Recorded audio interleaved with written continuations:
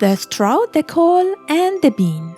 Once in a village there lived a poor old woman.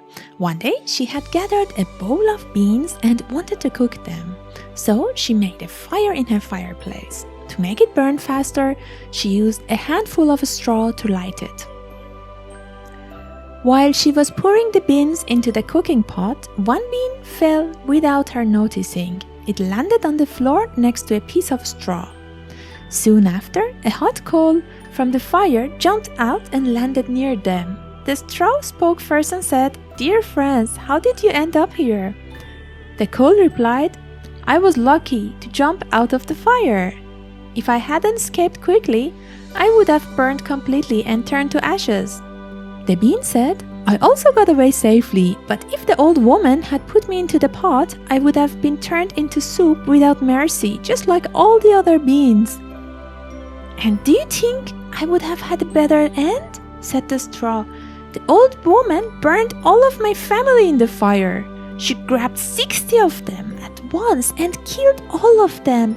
I only escaped by slipping through her fingers." "So, what should we do now?" asked the coal. "I think," said the bean, "since we were all lucky to escape, we should stick together like good friends. And to avoid any more danger, we should leave this place and go to another country." The other two agreed, and all three of them set off on their journey together.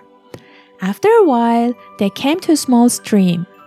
There was no bridge or wooden plank to cross it, so they didn't know how to get across. The straw had an idea and said, "I will lie across the stream like a bridge. Then you can walk on me to get to the other side." The straw stretched himself from one side of the stream to the other.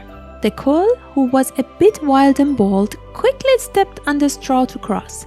But when she got to the middle and heard the water rushing under her, she got scared and stopped. She didn't want to go any further.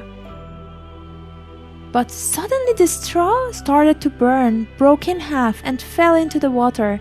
The coal fell too, made a loud hissing sound when she touched the water, and died right away.